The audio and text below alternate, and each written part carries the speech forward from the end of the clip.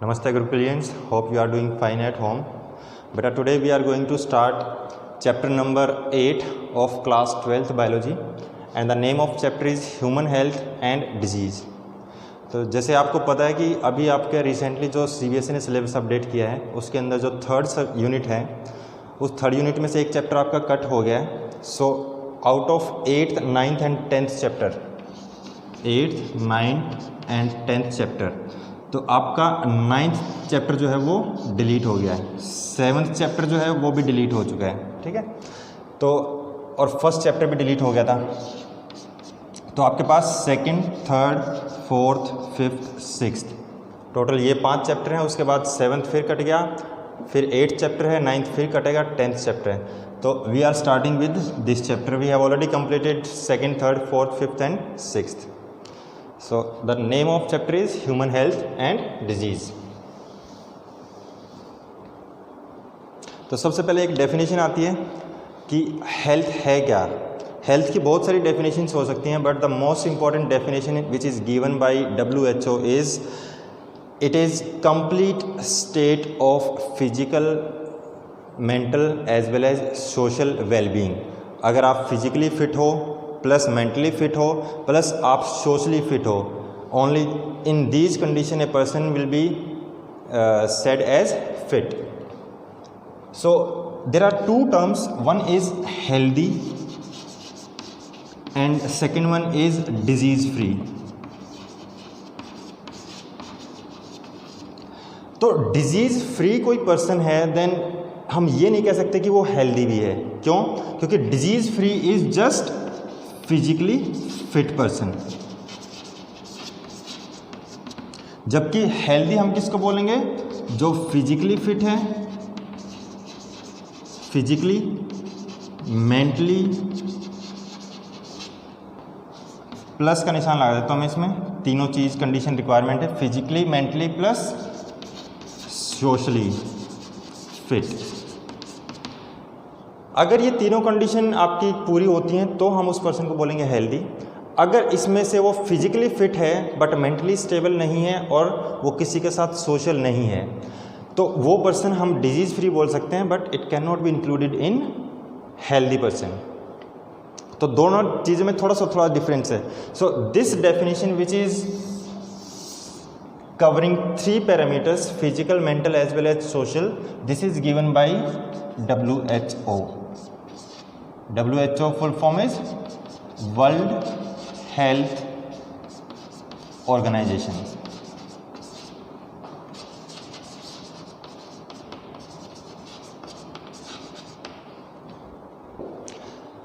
तो एक डेफिनेशन होगी आपकी हेल्दी की. सेकंड डेफिनेशन है आपकी disease.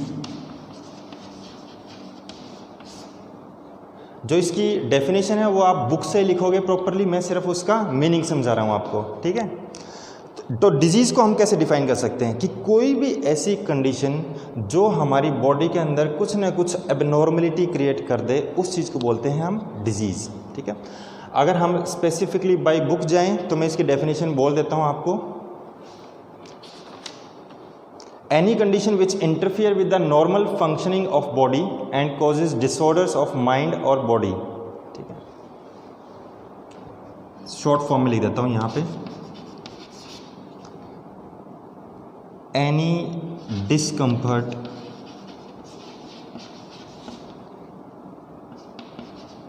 in physical or mental environment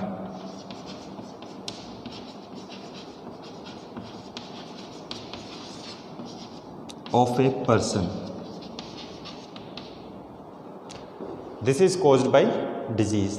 तो दो जस्ट डेफिनेशन है, रट्टा मारने वाली चीज़ है ये. ठीक है, तो अब इसके बाद मेन चीज़ आती है कि जो डिजीज़ होती हैं मोस्टली, डिजीज़ को कोज करने वाले पैरामीटर्स कौन कौन से हैं. What are the different causes which can cause disease. तो वो कॉजेज क्या हो सकते हैं, उसके लिए एक मैं डिटेल यहाँ पे फ्लो चार्ट बनाता हूँ.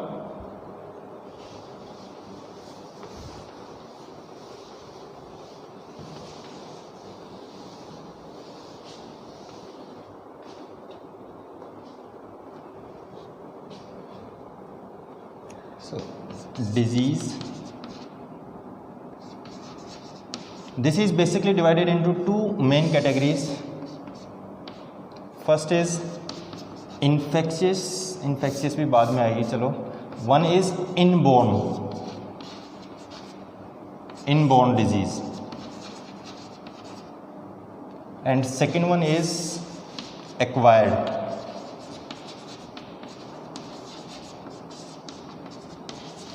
तो किसी भी इंसान के अंदर जो डिजीज़ हैं उसके दो सोर्स हो सकते हैं. या तो उसको इनबोर्न मिली है, पैदा बाय बर्थ मिली है. इनबोर्न मतलब बाय बर्थ.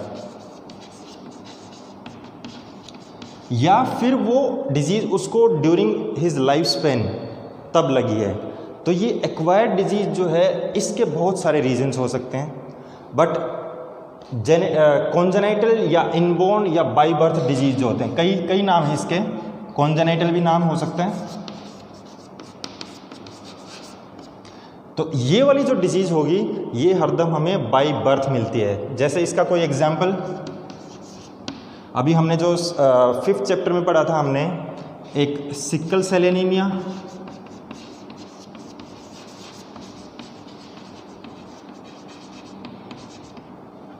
ये एक ऐसी डिजीज़ थी जिसके अंदर जो आरबीसी की शेप है वो सिक्कल हो जाती है. ठीक है, सिक्कल मतलब दराती टाइप.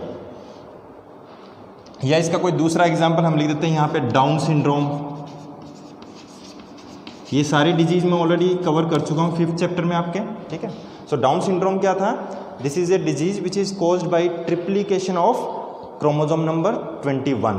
ऑटोसोमल डिजीज़ थी ये. ठीक है, और इसके सिम्टम्स क्या थे कि जो पेशेंट होगा इसका, एक तो वो ज़्यादा 20 से 25 साल तक की एज तक जीता नहीं है, उससे पहले ही मर जाएगा. उसकी जो टंग है वो जनरली बाहर लटकती रहती है जैसे डॉग्स के अंदर होता है. ठीक है, जो उसका फेस होगा दैट इज़ मून शेप, थोड़ा राउंड होगा. ठीक है, मेंटल रिटार्डेशन होगी. So these are some symptoms of a patient which is suffering from Down syndrome. तो ऐसी डिजीज़ जो हमें बाय बर्थ मिली है उसको बोल दिया हमने कॉन्जेनाइटल, इनबोर्न या फिर by birth disease. Second category आ गई आपकी एक्वायर्ड डिजीज़. इसको क्या लिखेंगे? Which are acquired during, which are, चौक दूसरा आ गया भाई, which are acquired during life time.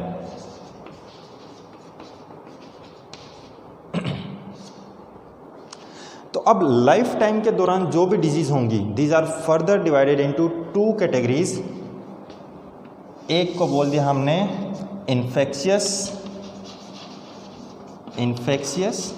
या कम्युनिकेबल. सो इन्फेक्शियस या कम्युनिकेबल डिजीज़ उनको बोलते हैं जो एक इंसान से दूसरे इंसान में ट्रांसफ़र हो सकती हैं.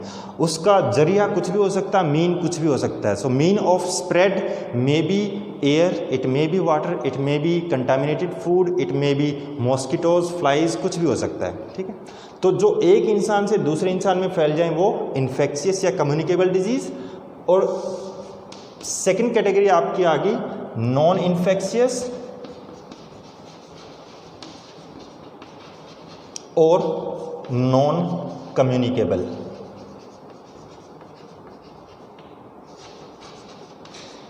तो नाम से पता चल रहा है, मतलब जो डिजीज़ एक इंसान से दूसरे इंसान के अंदर नहीं फैलती. जैसे अगर मेरे शरीर के अंदर किसी विटामिन की, किसी स्पेसिफिक बायोमोलिक्यूल्स की कमी हो जाए तो वो क्या होगी, वो डिजीज़ मेरे अंदर ही होगी. ठीक है, मान लो जैसे मैंने आयोडीन, नमक के अंदर आयोडीन नहीं खाया तो गोइटर हो गया. तो ये जो गोइटर वाली प्रॉब्लम है, ये डिजीज़ एक इंसान से दूसरे इंसान में नहीं फैल सकती. So such type of disease are called as non infectious या नॉन कम्युनिकेबल. इसके अंदर कैंसर भी आ सकता है. ठीक है, तो जब एक इंसान को कैंसर होता है वो ऐसा तो नहीं है कि टच करने से दूसरे इंसान में भी फैल जाएगा, नहीं फैलता. तो कोई भी ऐसी डिजीज़ जो एक इंसान से दूसरे इंसान में नहीं फैल रही है उसको बोलेंगे हम नॉन इन्फेक्शियस या non communicable disease. Now infectious या कम्युनिकेबल डिजीज़ ये फर्दर फिर दोबारा डिफ्रेंशिएट कर दी हमने एक एक लाइन इसके बारे में लिख देते हैं पहले। Infectious which can spread from one two another, ठीक है। Non infectious which can not spread from one two another।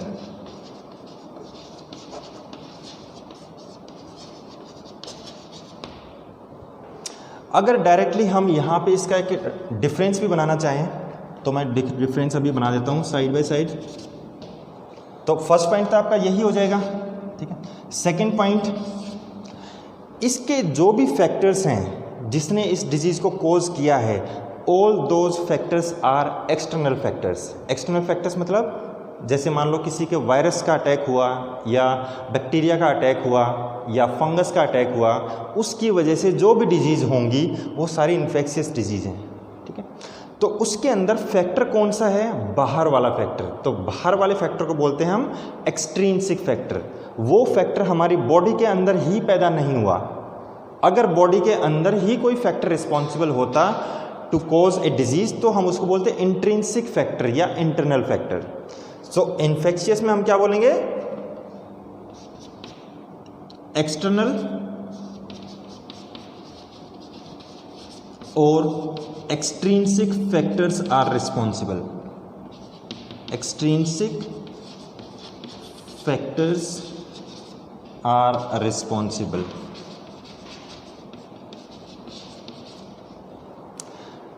तो यहां पे पॉइंट क्या आ जाएगा इसका अपोजिट? यहां पे लिखेंगे इंट्रिंसिक फैक्टर्स।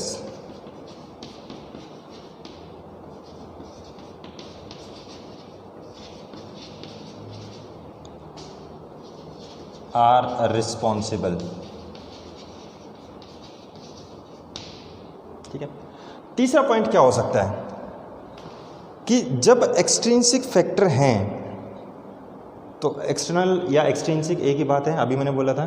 तो एक्सट्रिंसिक फैक्टर जब होंगे तो हम उस चीज़ को, कम्युनिकेबल डिजीज़ को हम प्रिवेंट कर सकते हैं फैलने से, एक इंसान से दूसरे इंसान में फैलने से बचा सकते हैं। किस मीडियम से? अगर हम उस फैक्टर्स को ही रोक दें, ठीक है। तो वो फैक्टर कैसे रुक सकता है? जैसे मान लो अभी हम कोरोना की बात कर रहे हैं, तो जब तक एक इंसान दूसरे इंसान को टच करेगा ही नहीं तो फैलेगा भी नहीं। तो इसके अंदर हम क्या कर सकते हैं? There are some factors which can stop the spread of infectious या कम्युनिकेबल डिजीज़। तो वो क्या हो सकता है? हाइजीन हो सकता है, social hygiene, personal hygiene, as well as social distancing. ये कई सारे पैरामीटर्स हैं। तो यहाँ वो पैरामीटर्स इस फील्ड के अंदर काम करेंगे, पर इसके अंदर तो कुछ काम नहीं करेंगे। जैसे मान लो एक इंसान को कैंसर हो गया, तो वो कैंसर होने के बाद चाहे वो पर्सनल हाइजीन हो या ना हो, सोशल हाइजीन है या नहीं है, तो इस चीज़ से कोई फ़र्क नहीं पड़ता, उसने फिर भी नहीं फैलना एक इंसान से दूसरे इंसान में। सो थर्ड पॉइंट हम वही लिखेंगे। Third point, personal and social hygiene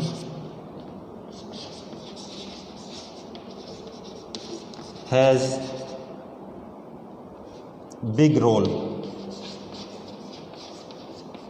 in spread of communicable disease। CD मैंने शॉर्ट फॉर्म लिख दिया है, ठीक है, कंप्लीट नहीं लिख रहा हूँ टाइम बचाने के लिए। यहाँ पे हम तीसरा पॉइंट क्या लिखेंगे? ये फैक्टर्स यहाँ पे तो एप्लीकेबल हैं पर इसमें कोई एप्लीकेबिलिटी बनती नहीं है इसकी, ठीक है। तो यहाँ पे लिखेंगे नो रोल। पूरा पॉइंट नहीं लिखता हूं मैं। सो इन्फेक्शियस डिजीज़ का अगर हमने एग्जाम्पल लिखना है तो क्या लिख सकते हैं? कोई भी बैक्टीरियल डिजीज़ ले लो, वायरल डिजीज़ ले लो। बैक्टीरियल में हमने मान लिया, हमने लिख दिया निमोनिया, ठीक है, ये बैक्टीरियल डिजीज़ है। कॉमन कोल्ड बहुत फ्रीक्वेंटली होती है, एक पर्सन से दूसरे पर्सन में फैलती भी है। नॉन इन्फेक्शियस के अंदर एग्जाम्पल आपका cancer,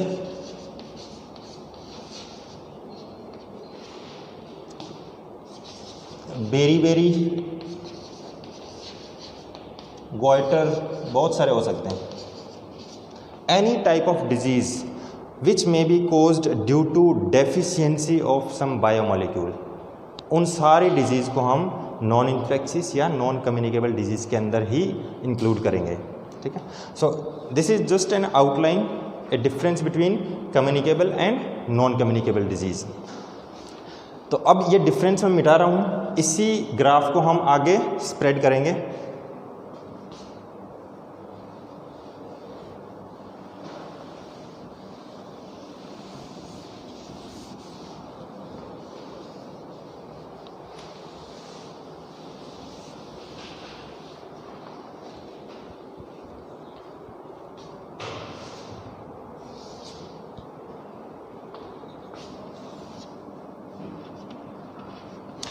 Now the communicable disease are further differentiated into 5 different categories on the basis of type of pathogen। तो पहली बात तो ये वर्ड जो आया है पैथोजन, ये है क्या चीज़? पैथोजन होता है कोई भी ऐसा ऑर्गेनिज्म जो डिजीज़ कॉज कर सकता है। पैथोजन के अंदर आपका बैक्टीरिया भी हो सकता है, वायरस भी हो सकता है, कोई वॉर्म भी हो सकता है, फंगस भी हो सकता है। ठीक है, सो पैथोजन क्या है? Any organism which can cause disease।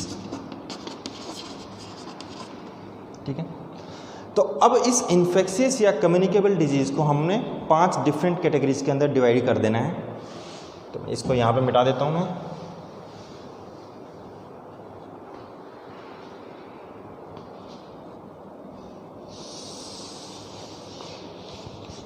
First, bacterial disease.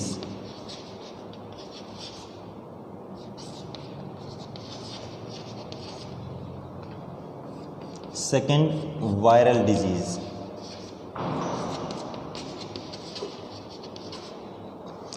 Third, fungal disease.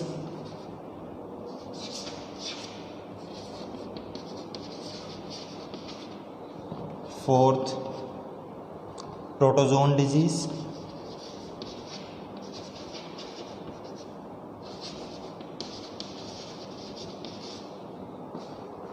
और fifth is helminthic disease.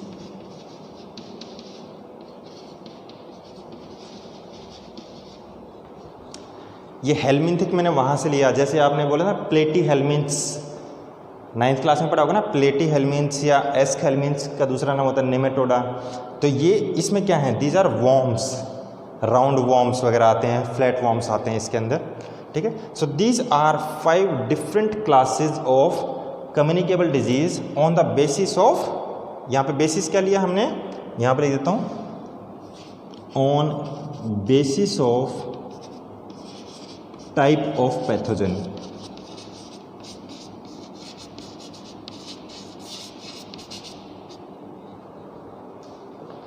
So pathogen किस टाइप का है उसके बेसिस पे यहाँ पे 5 डिफरेंट टाइप की आपकी डिजीज़ हो गई।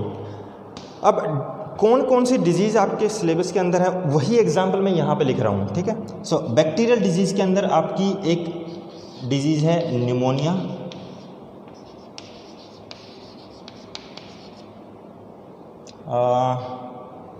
और कौन सी है मैं देखना पड़ेगा, pneumonia and typhoid.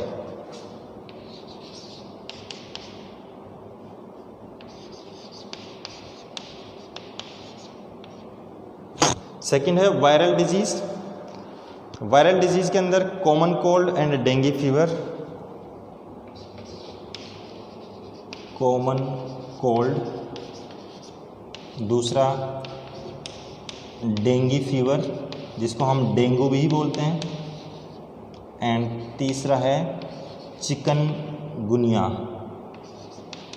Chicken GUNYA। Chikungunya. These are 3 disease which are included in syllabus viral disease. Fungal disease में एक ही है आपका नाम, फंगल में एक ही नाम था आपका रिंगवॉर्म.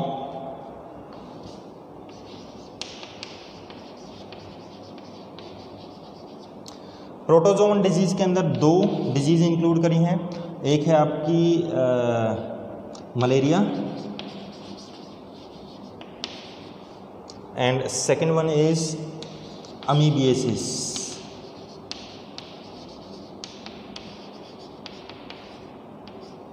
अमीबियासिस या इसको अमीबिक डिसेंट्री भी बोलते हैं. And the 5th category is helminthic. इसके अंदर डिजीज है फिलेरियसिस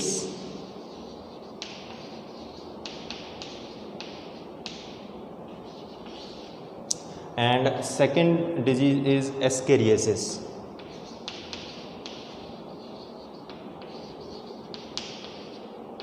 ठीक है, तो दीज कितने डिजीज होगी? 2 3 5 6 2 8 2 10. So these are total 10 diseases which are included in communicable disease. So these are in syllabus. तो हम सिर्फ इनके बारे में ही पढ़ेंगे, बाकी किसी डिजीज के बारे में नहीं पढ़ेंगे. ठीक है. नाउ नॉन इन्फेक्शियस डिजीज जो है वो उसकी भी फर्दर कैटेगराइजेशन हम कर सकते हैं. चौक हमारा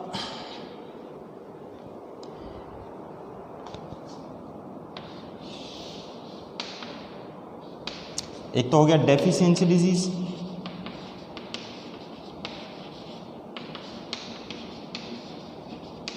सो डेफिशिएंसी डिजीज नाम से पता चल रहा है कि किसी न किसी चीज़ की डेफिशिएंसी होगी हमारी बॉडी के अंदर, उसकी वजह से एक पर्टिकुलर डिजीज़ होगी. ठीक है.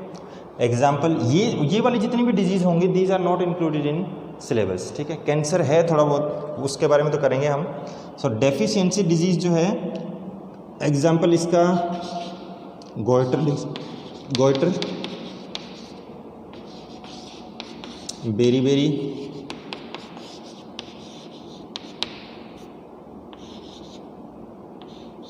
नाइट ब्लाइंडनेस, बहुत सारी डिफरेंट टाइप की हो सकती हैं, हम ज़्यादा नाम नहीं लिखेंगे.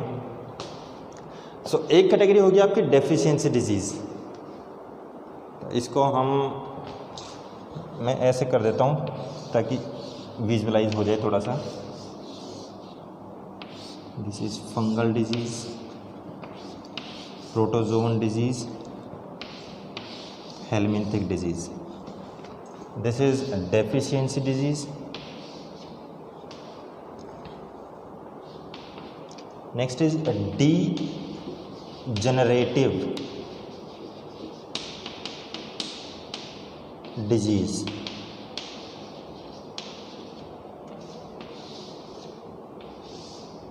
डीजनरेटिव डिजीज़ वो डिजीज़ हैं जो किसी टिश्यू के डीजनरेट होने की वजह से बनती हैं. ठीक है. लाइक हार्ट की डिजीज़ जो हैं These are included in degenerative diseases. तीसरा है एलर्जिक.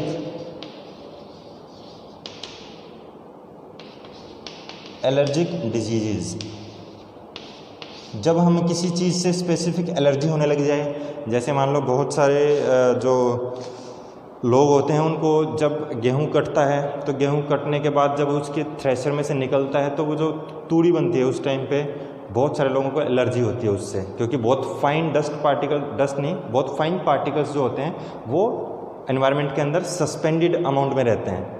तो जब ऐसे लोग जो हैं विच आर ओवर सेंसिटिव या एलर्जिक, वो क्या करते हैं, जैसे ही इनहेल करेंगे उसके अंदर खांसी आना या छींके आना वो स्टार्ट हो जाती है. तो ऐसी कंडीशन को बोलते हैं हम एलर्जिक डिजीज़. तो इसका एक एग्जाम्पल है बहुत कॉमन, अस्थमा. ठीक है. और फोर्थ आपकी मेन कैटेगरी आ गई है आपकी कैंसर. ठीक है. बाकी HIV वगैरह वो भी आ सकता है इसके अंदर, पर HIV तो इन्फेक्शियस में आ सकता है. HIV इन्फेक्शियस में आ जाएगा. तो दिस इज़ मेन आउटलाइन. ठीक है.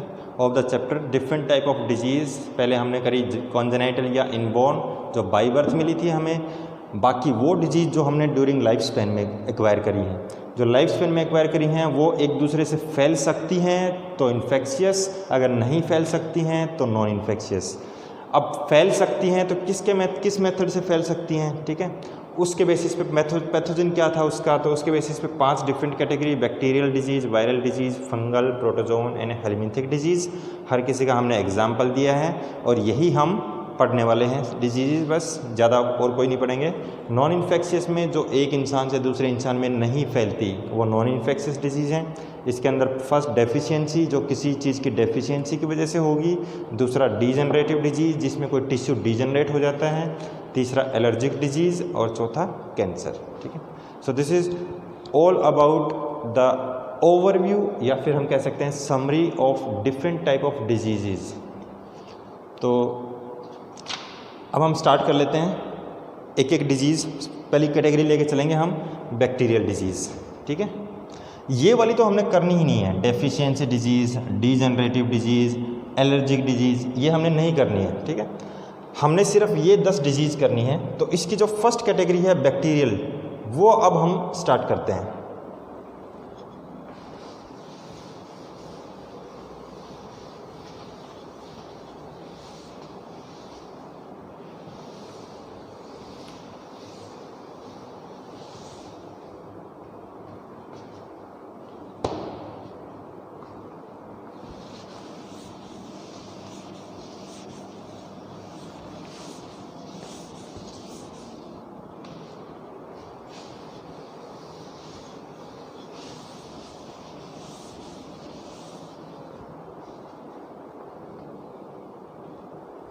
सो हमारा हेडिंग हो गया बैक्टीरियल डिजीज़।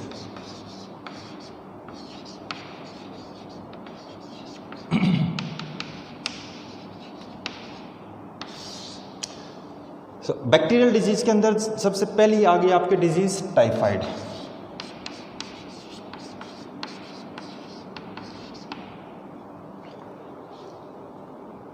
इसको मैं ना एक कंपैरेटिव मेथड से थोड़ा सा पढ़ा देता हूँ, थोड़ा सा इजी हो जाएगा आप लोगों के लिए। We have 2 disease of bacterial disease, ठीक है, एक टाइफाइड है और दूसरा आपका निमोनिया है, न्यूमोनिया, ठीक है।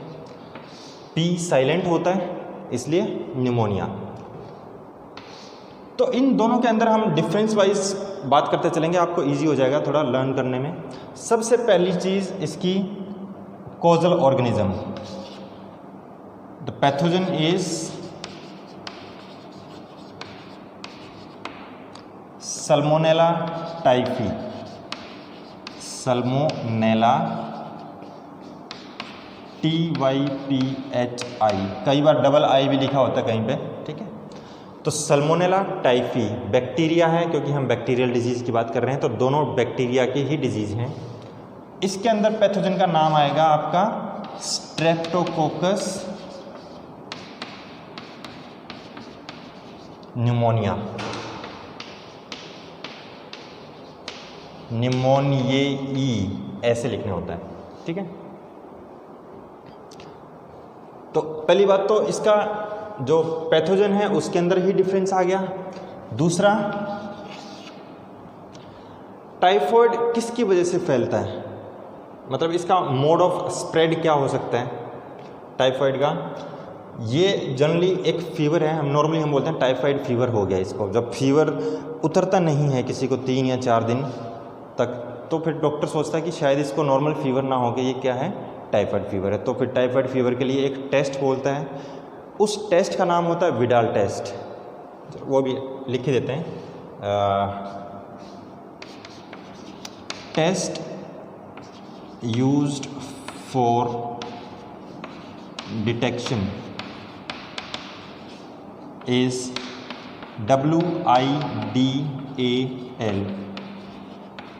WIDAL, विडाल टेस्ट, ठीक है। जबकि जो निमोनिया होता है, निमोनिया में क्या होता है, डिटेक्शन को हम एक साइंटिफिक टर्म यूज़ करेंगे तो डायग्नोस्टिक बोलते हैं हम उसको, डायग्नोस करना, आइडेंटिफाई करना कि एक्चुअली में सिचुएशन क्या है, किसकी वजह से ये डिजीज़ है। सो डायग्नोसिस या डिटेक्शन, डायग्नोसिस और डिटेक्शन, कैसे डायग्नोस करोगे कि भाई निमोनिया हुआ है, is done by checking x ray,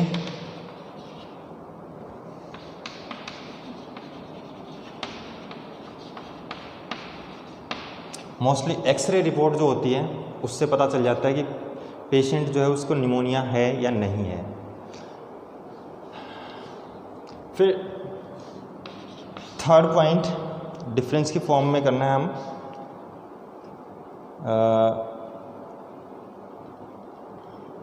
दोनों की कंडीशन मतलब कौन सा ऑर्गन यहाँ पे टारगेट ऑर्गन क्या है, कौन सी चीज़ में कमी आएगी। तो टाइफाइड फीवर जो है वो क्या करता है, इंटेस्टाइन के अंदर जाके एक्ट करता है, तो आपकी इंटेस्टाइन के अंदर एबनॉर्मलिटी आएगी। तो टाइफाइड के बारे में लिखते हैं हम यहाँ पे, enters in small intestine, pathogen enters in small intestine, किसके थ्रू, फूड वगैरह के थ्रू, ठीक है, कंटामिनेटेड फूड जो होगा। So pathogen enters in small intestine but then spread to other organs through blood.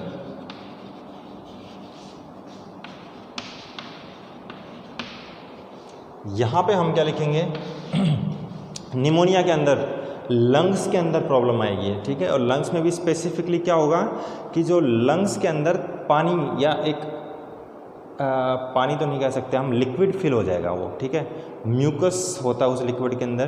तो जब हमने एक एल्वियोलस के अंदर कुछ लिक्विड भर गया है तो क्या होगा, जो एक्सचेंज ऑफ गैसेज होना था वो नहीं हो पाएगा, हमारी बॉडी को जो है वो प्रॉपरली अमाउंट में ऑक्सीजन नहीं मिलेगी। तो यहाँ पे निमोनिया में लिखेंगे हम lung alveoli are filled with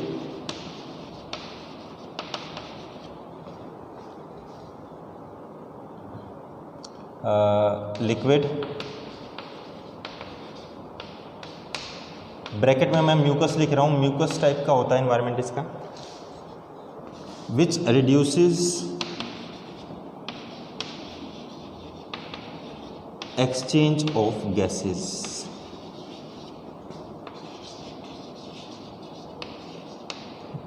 तो जब एक्सचेंज ऑफ गैसेस होगा ही नहीं तो हमारी बॉडी को जितनी अमाउंट में oxygen, so we are talking about third point that lung alveoli के अंदर क्या होगा, म्यूकस बढ़ जाएगा, वाटर बढ़ जाएगा, फ्लूइड बढ़ जाएगा, तो उसकी वजह से एक्सचेंज ऑफ गैसेस नहीं हो पाएगा। फोर्थ पॉइंट हम चलते हैं सिम्टम्स। सिम्टम्स क्या क्या सिम्टम्स होंगे, सिम्टम्स मोस्टली दोनों के थोड़े से सेम से ही हैं। जैसे मैं यहाँ पे लिख देता हूँ अभी, constant fever, weakness, stomach pain, constant fever, stomach pain होगा,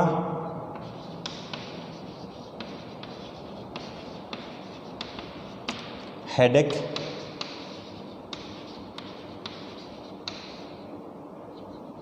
और अगर सीवियर कंडीशन हो जाए तो सीवियर कंडीशन में क्या हो सकता है, जो आपके इंटेस्टाइन है उसके अंदर परफोरेशंस हो जाएंगे, परफोरेशन मींस होल्स हो जाएंगे, ठीक है। तो यहाँ पे लिख देते हैं in severe conditions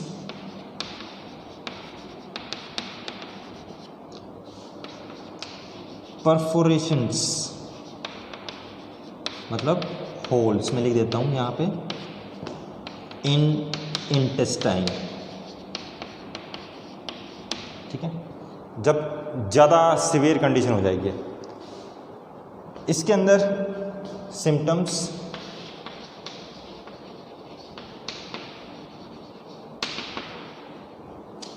cough, chest pain. देखो कई बार तो क्या होता है कि पेशेंट को पता ही नहीं चलता, कई बार तो डॉक्टर को भी नहीं पता चलता कि एक्चुअली किसी पेशेंट को निमोनिया है। यहाँ पे छाती के अंदर लगातार दर्द होता रहेगा, हमें लगेगा कि शायद कुछ ठुक गया है या किसी बोन के अंदर कुछ प्रॉब्लम है, रिब्स के अंदर कुछ प्रॉब्लम आ गई है, पर अल्टीमेटली क्या हो रहा है, वो जो पेन है वो एक्चुअली उस इन्फेक्शन की वजह से है, निमोनिया की वजह से, स्ट्रेप्टोकोकस निमोनियाe जो आपका बैक्टीरिया था उसके इन्फेक्शन की वजह से है। तो जो डॉक्टर जो है वो पहली बात तो एक्सरे से ही डिटेक्ट कर लेता मोस्टली। अगर एक्सरे से ना भी डिटेक्ट कर पाए, जैसे मैंने यहाँ पे लिखा था, तो इसका दूसरा मेथड और लिख देता हूँ मैं यहाँ पे।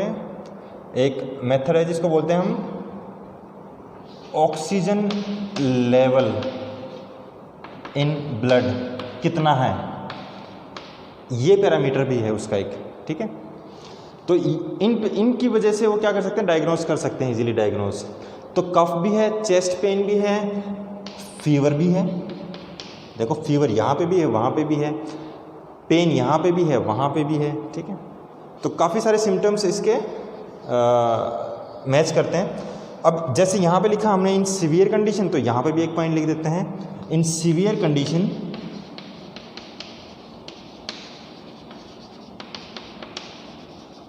Skin and nails become bluish in colour. अब जो हमारी स्किन है वो ब्लूइश या नेल्स जो है ब्लूइश क्यों दिखते हैं, क्योंकि ब्लूइश कलर जब आएगा जब ब्लड के अंदर ऑक्सीजन जो है वो कम हो जाती है, ठीक है, CO2 का अमाउंट ज़्यादा हो गया। तो जब हम सांस ले रहे हैं, हमारे लंग्स तक गई ऑक्सीजन एयर, ठीक है, तो वो लंग एल्वियोलस से आगे ब्लड स्ट्रीम के अंदर तो ट्रांसफ़र हुई नहीं, डिफ्यूज हुई नहीं। क्यों नहीं हुई, क्योंकि उसके अंदर पानी भर गया था। तो जब ब्लड के अंदर हमारी ऑक्सीजन जा नहीं रही, तो अल्टीमेटली क्या हो रहा है, जितने भी टिश्यूज़ हैं उन टिश्यूज़ के अंदर जो ऑक्सीजन की अवेलेबिलिटी चाहिए थी, रिक्वायर्ड थी, वो नहीं पहुंच रही है। इसलिए जो हमारी स्किन है या फिर जो नेल्स हैं वो ब्लूइश कलर के दिखने लग जाते हैं, ठीक है। So these were symptoms. इसका ट्रीटमेंट या क्योर, इसके लिए हम कॉमन पॉइंट लिख सकते हैं। जैसे जहाँ पे भी पेन होगा, एक तो हम ड्रग्स बोलेंगे एंटीबायोटिक्स, दोनों के अंदर एंटीबायोटिक यूज होंगी। एंटीबायोटिक मतलब the drugs which works against bacteria. तो हमने ये बात ध्यान रखनी है कि भाई एंटीबायोटिक हम जब भी बोलेंगे तो वो ऐसी ड्रग्स हैं जो सिर्फ बैक्टीरिया के अगेंस्ट काम करेंगी, वायरस के अगेंस्ट नहीं। वायरस के लिए एंटीवायरल ड्रग्स होती हैं। फिर दूसरा ले सकते हैं हम एनाल्जेसिक्स, तीसरा ले सकते हैं हम एंटीपायरेटिक्स। ये ड्रग्स की कैटेगरी हैं। एंटीपायरेटिक होता है फीवर कम करने के लिए, इट रिड्यूसेस फीवर,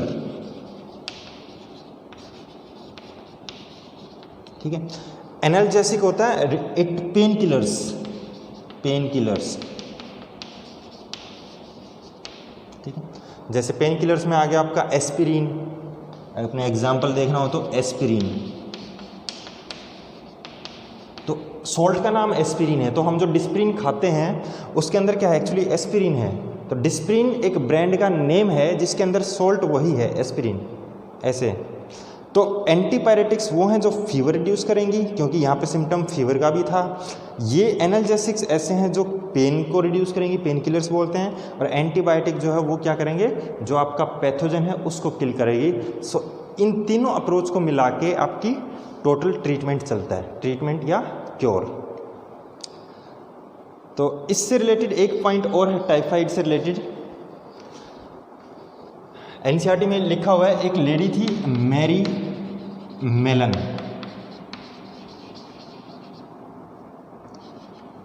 मेलन। ये क्या थी, एक कुक थी जिसको टाइफाइड हुआ। और वो टाइफाइड इसके थ्रू बहुत बड़ी पॉपुलेशन के अंदर फैल गया, क्योंकि ये अपना खाना बनाती थी और डिलीवरी करती थी खाने की, ठीक है। तो जहाँ जहाँ वो खाना जाता था उस सारी पॉपुलेशन के अंदर टाइफाइड हो गया। तो मैरी मेलन को हम टाइफाइड मेलन भी बोलने लग गए थे, टाइफाइड मैरी। सो इसको हमने बोल दिया था टाइफाइड मैरी। ये थोड़ी सी हिस्ट्री बता रखी है टाइफाइड से रिलेटेड, 2 लाइनों में 3 लाइनों में एनसीईआरटी के अंदर, ठीक है। तो this is all about bacterial disease, ठीक है। 2 डिजीज़ होगी, typhoid and pneumonia. Next lecture में हम करेंगे आपके viral disease, specifically protozoan disease, जिसके अंदर मलेरिया का हम साइकिल देखेंगे, उससे क्वेश्चन पूछा जा सकता है। और रिंगवॉर्म जो आपकी फंगल डिजीज़ है, और लास्ट में हेलमिंथ्स वाली डिजीज़। और एक जनरल टॉपिक आएगा prevention and cure of communicable disease, तो वो तो जनरल सा पॉइंट है, वो लास्ट में बताएंगे 2-4 मिनट में। तो नेक्स्ट वीडियो के अंदर आपका ये टोटल डिजीज़ वाला पार्ट ख़त्म होगा। और थर्ड वीडियो जो होगी, we are going to start a new topic in third video, and the name of topic will be immunity. काफ़ी इंपॉर्टेंट टॉपिक है। तो 2 टॉपिक्स में हम 2 वीडियोज़ में के अंदर ख़त्म करेंगे डिजीज़। तो आज बैक्टीरियल डिजीज़ तक हो गया, कल नेक्स्ट वीडियो के अंदर हम नेक्स्ट जो 4 डिफरेंट टाइप रहेगी उसको हम कवर करेंगे। तो जब तक के लिए नेक्स्ट वीडियो नहीं बनती, तब तक के लिए थैंक यू, गुड बाय।